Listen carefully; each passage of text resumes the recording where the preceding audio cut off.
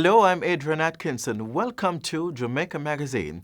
We have a lot to explore today, but time is not unlimited. So let's get to it. What to do if you think you have been exposed or are experiencing signs and symptoms of COVID-19? Immediately call 888-1-LOVE. That's 888-663-5683. In addition, you should stay at home. Don't go to work, school, or any public place. Do not use public transport, and avoid visitors to your home. You may need to do this for up to 14 days to reduce the spread of the infection. A message from the Ministry of Health and Wellness. By now, it should be abundantly clear COVID-19 is not just a health problem. It's also an economic one. One of the economic sectors most impacted by the pandemic has been agriculture. Let's see what the Portfolio Ministry has been doing this fiscal year to help farmers harvest the greatest outcome in these challenging times while securing Jamaica's food security.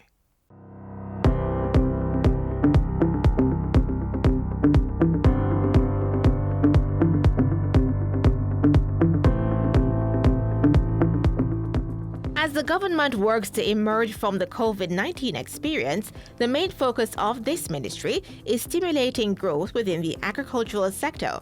Through the Ministry of Finance, $1 billion was allotted to provide support for farmers and fisherfolk in order to stimulate recovery and growth for the sector. This $1 billion allocation, Mr. Speaker, will support the provision of equipment and machinery, infrastructure, assistance to the livestock subsector, assistance to the fisheries industry. We have support for climate-smart production and practices and technologies, incentives for production to include purchase of excess produce from farmers.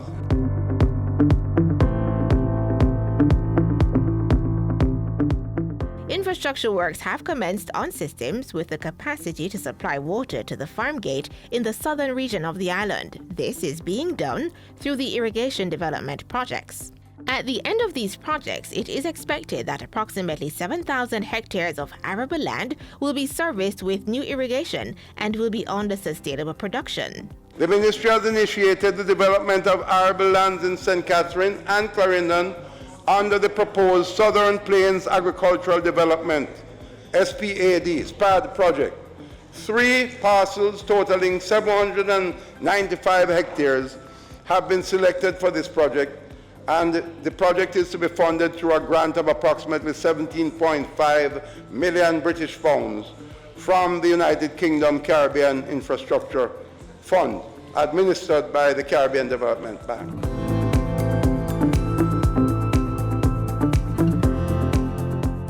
Under the $194 million Drought Adaptation and Mitigation Program for 2021 being implemented by RADA, MICAF will be supporting interventions to farmers and farmers groups who are experiencing threats or damage to crops as a result of drought conditions through the trucking of approximately 11.7 million gallons of irrigation water over a 3-month period. Purchase and distribution of 2,000 quarter-acre drip irrigation kits for small farmers. The purchase and distribution of water tanks.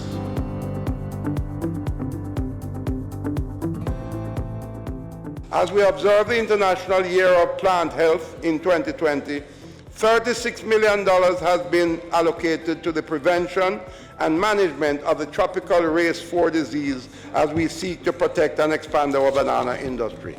$105 million has been allocated to continue management activities for the frosty pod rot disease affecting cocoa as we seek to divest the sector.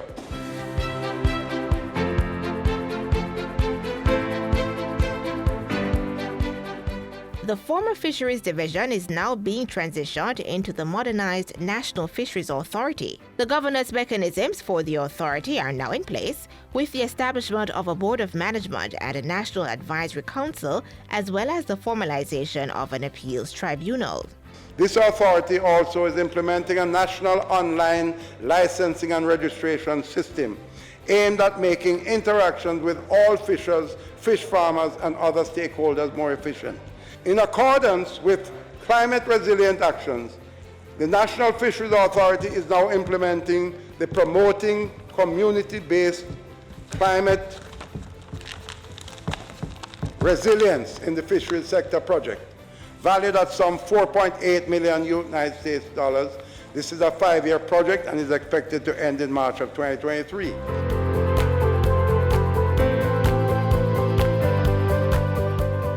The plan of action as recommended by the industry stakeholders includes greater digitization of the sector, improved systems for productivity and innovation, logistics and supply chains. The ministry has therefore completed a manufacturing growth strategy, and the goal of this strategy is to achieve $81 billion per annum in manufacturing output by 2025, which translates to an approximate annual average growth rate of 3% over the 5-year period. Under the US $4.4 million Government of Jamaica Agricultural Competitiveness Program Bridging Project, we have started the first phase of establishment of a 1,200-acre mango orchard on the plains of Clarendon for export. This is part of the process for the encouragement of major investments in the development of orchards such as avocado, ackee, coconuts, as well as June plum, soursop, pomegranate, and pineapples as raw material for processing. As I said to you earlier, raw material for processing into purees and concentrates to replace the export. The ministry is also targeting for approval this year the National Investment Policy. This aims to provide the framework to align the efforts of all the entities involved in the attraction and facilitation of investments from both local and international sources. And our target will be to gain Cabinet's approval of the National Investment Policy as a green paper. According to Minister Shaw, the ministry has advanced discussions with 2 internet service providers to secure zero-rated access to both the Jamaica Trade Information Portal and the Jamaica Single Window for Trade websites, along with other trade-related government sites. This means that users will not require data to access these sites.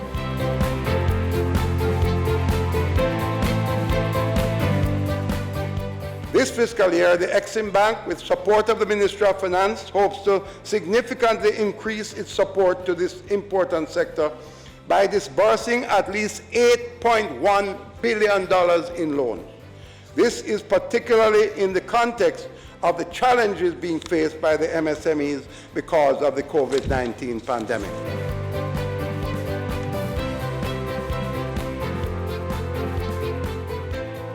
High on the consumer protection agenda for this fiscal year is the development and promulgation of the National Consumer Affairs Policy. The objectives are maximize consumer welfare through empowerment and protection delivered by a coordinated national consumer affairs strategy, and strengthen consumer affairs at the member state level in readiness for alignment to the regional consumer strategy and to enable Jamaica's compliance with international consumer protection policies. These are just some of the plans being put in place by the Ministry of Industry, Commerce, Agriculture and Fisheries to help enhance the sectors.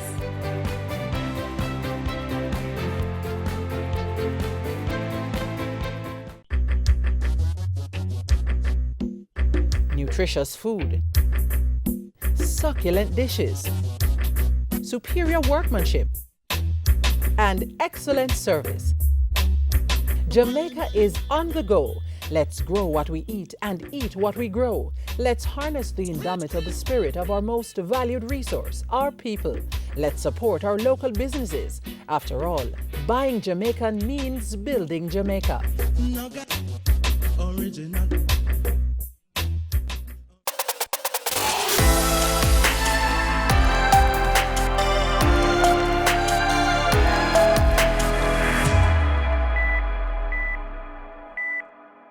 In this new normal, the home is a base of productivity for more of us than in times past. Up next, to explore how to merge work and home in this changed reality.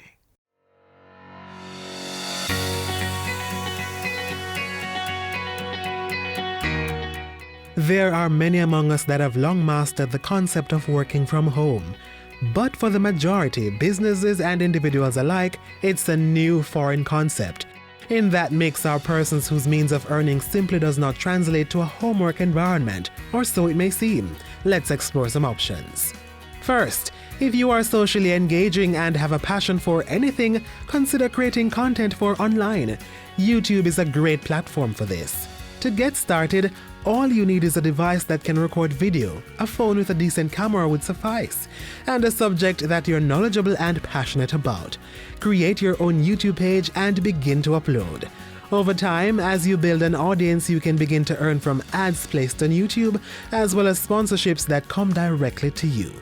For those whose places of employment have directed them to take their work tasks home, the important thing is to ensure you remain productive. Unlike the 9-to-5 routine of the physical work environment, your home is likely to come with a lot of distractions as you try to navigate around other family members and the fact you don't have a boss physically there to check in on you. It will be important to formulate a routine that will allow you to complete the work that is required of you. Try creating a things to do list and put a timestamp on it. For example, between 9 a.m. and noon is when you will complete that report your manager has asked for. This will work more effectively if it's shared with family members, not the details, but the timelines, so they know when not to disturb you.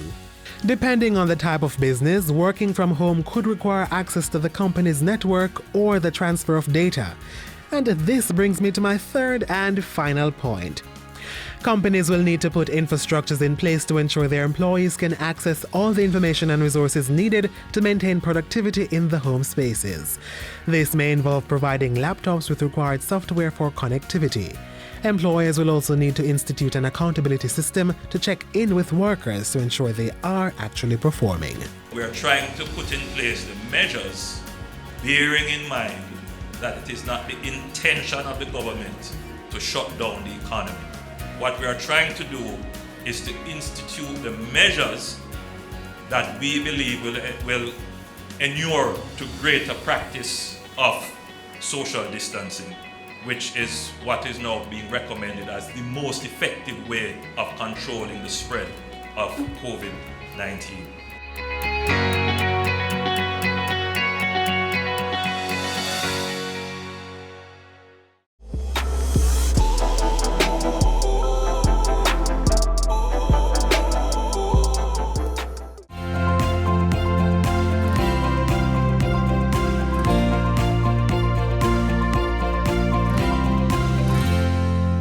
Apart but together. It's possible. More than that, it's necessary if we are to lessen our chances of contracting the novel coronavirus. Watch this.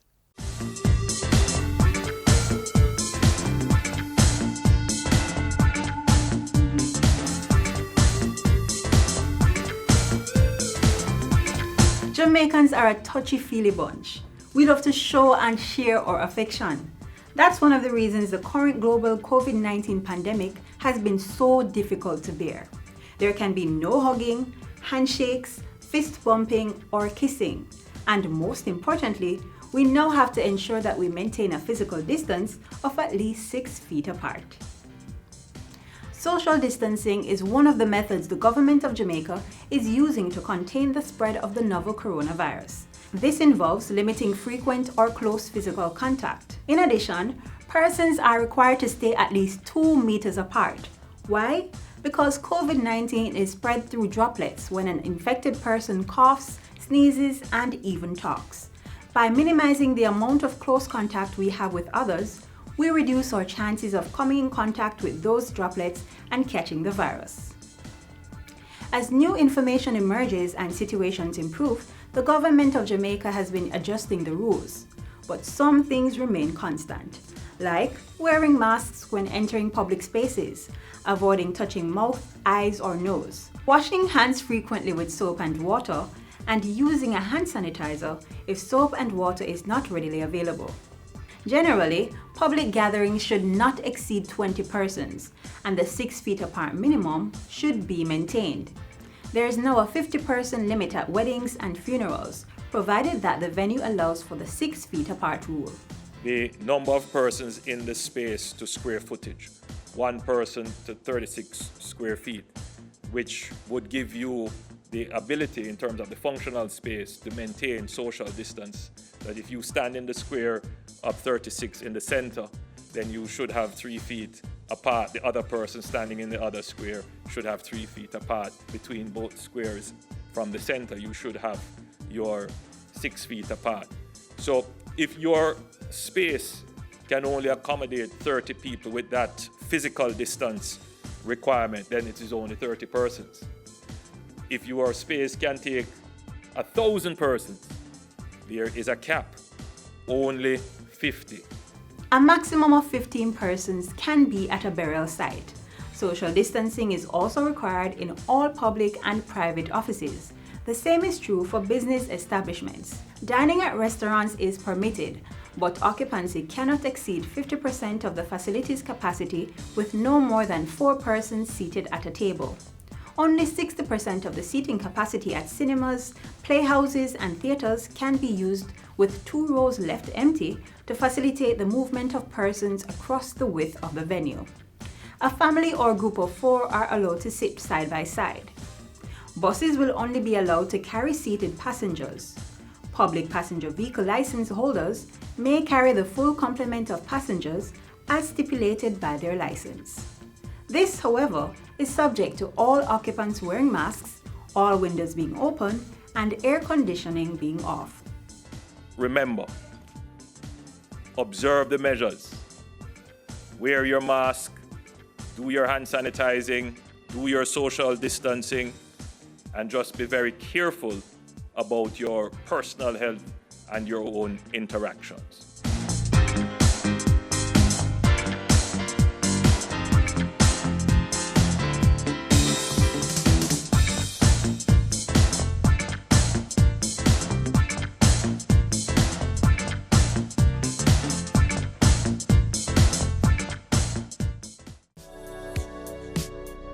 Practice good hygiene by washing your hands frequently using soap and water.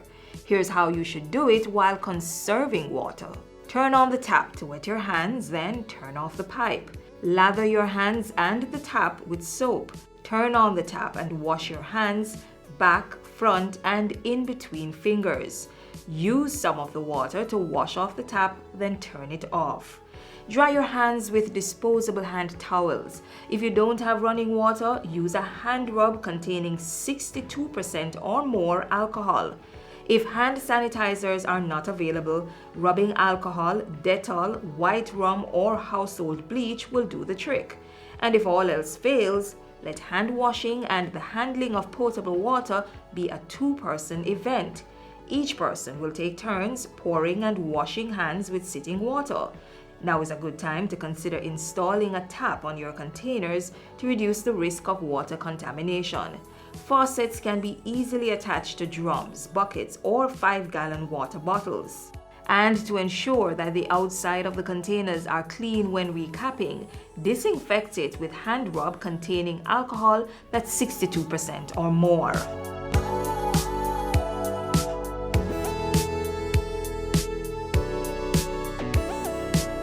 The 5 R's of water conservation are also necessary to practice. Reduce water wastage by investing in water-saving devices. Reuse water at least twice before discarding. Replace leaking pipes, faucets, and other plumbing equipment. Recycle wastewater and use it for gardening, car washing, or cleaning of public spaces. And reclaim water through rainwater harvesting. We all must play our part to ensure there's water to combat the coronavirus and stave off prolonged drought.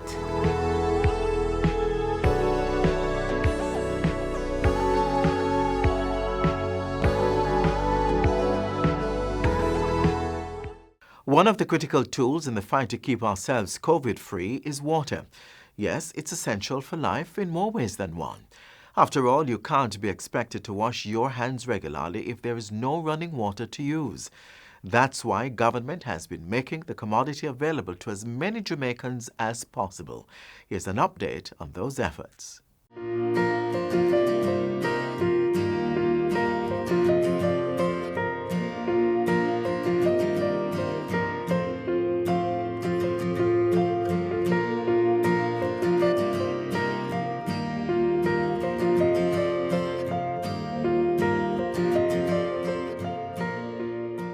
you every day, you have to contemplate how you're going to live your life without water. And for many of you, it would have been a struggle. That's the challenge for many Jamaicans, not being able to access potable water in the comfort of their homes. While some persons have intermittent shortages, for others it has been a long-standing issue. Who don't have to buy water, have to catch water, store water, walk with water, while other people have convenience. Turn on the pipe and have water in them house. Why you can't have that? The government has been putting a serious dent into this burning issue by making water available to communities across the island. This is being done through the combined efforts of the National Water Commission (NWC) and the Rural Water Supply Limited (RSWL). In modern Jamaica, we should reach the point where everybody has potable water, meaning water that you can drink, water that you can use to do your domestic chores with in your home. And that is our goal.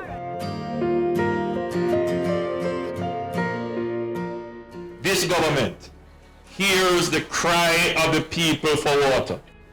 Water is necessary for your fields, but it is necessary also for your homes. It is an important convenience of life. But more than that, as Dave said, it is your right to have water. $528 million has been set aside in this year's budget to construct and maintain water supply systems across rural Jamaica. Implementing agency Rural Water Supply Limited has several projects planned for the financial year. Among them are the rehabilitation of catchment tanks island-wide, installation of water-efficient fixtures and rainwater harvesting systems in schools, and the upgrading of rural water supply systems in select parishes. They include Islington St. Mary, Watermount St. Catherine, New Eden in Portland, Maroon Town and Tangle River in St. James, as well as Bath and Hayward in St. Thomas. Already, the RSWL has delivered the Flower Hill water supply system. 30 years in the making, the $110 million project will supply water to Flower Hill and adjoining communities. The infrastructure, which was constructed in partnership with the National Water Commission, consists of 2 relifting stations, storage tanks and gravity lines, which will be fed from the Greater Montego Bay water system. I was born in Flower Hill, and from I was born, I come and see my mother, my father, my other older siblings, them carrying water on their head. And that was so painful because we have to carry it from some river. I'm very, very, very happy because you see, this water problem, it has been plaguing this community for years and years and years gone by. And for us to see water turn on today, for us to get it in the house, that's a big boost. Over in Hanover, the National Water Commission and the Rural Water Supply Limited came together again to provide the liquid to the people of Jericho and adjoining communities. The Claremont to Jericho water supply system was installed at a cost of $400 million. The project ends the community's 48-year drought. Every single Jamaican can be assured that the government is making the investment in water according to strategic priorities. We want to know where we're going to get the greatest economic return. We're going to want to look at, for example, where we can ensure that when we make the investment, we can get the repayment. But we also have a duty to make the investment where people have been without water for many years. I'm very, very proud to know that over the years, about 40 to 48 years, we haven't got any water in this community. And I'm very glad to know that today, on the 8th of August 2020, we are getting our water supply. Buying water for $5,000, $7,000 per drum is very, very expensive. So for me, it's really a blessing. And the community is very, very, very proud knowing that it has reached to this far. A similar NWC project in north central Clarendon has resulted in Moko and surrounding communities getting the commodity. The Moko Relief Station will serve the Red Bank, Cedars and Pusey communities, as well as Lennon High and a neighboring basic school. It is not rare for the NWC to be operating in rural areas. But more and more, this administration is pushing the NWC to expand what is called the utility area, meaning the area in which they supply water for persons to be metered. For all the other communities in Jamaica who are waiting just as long and even longer for water, have faith, have hope. Even as the government increases citizens' access to water, we can all ensure that all Jamaicans get the commodity. How? By practicing water conservation measures and paying your water bills. The more regularly you pay, the more funds will be available to lay new pipes, repair broken ones, and implement more water projects. If you don't pay, the NWC can't pay. If the NWC can't pay, then they have debt. And if they have debt, it becomes the government's debt. The government can't print money. So the only way that the government is going to repay the debt is more taxes. So either way, so it is better that you pay the rates which are set reasonably and you manage your consumption of the water, because when you didn't have the water, it costs much more to pay for a truckload of water than it would cost you to use the water in the pipes.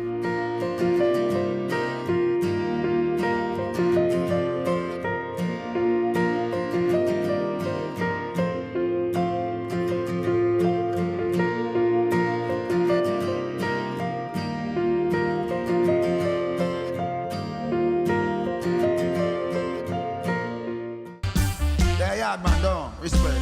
I'm on to I respect and love, man, to all Jamaica. I'm at one end of the world. One eye, like I own you. No matter where in this world I go, I am a Jamaican. No birth papers I have to show, cause I am a Jamaican. No matter where in this world I go, I am a Jamaican. I have to show, cause I am a Jamaican. I have Jamaican walk, them here Jamaican talk, cause I am a Jamaican. Them here Jamaican chat, them say Jamaican bop, cause I am a Jamaican.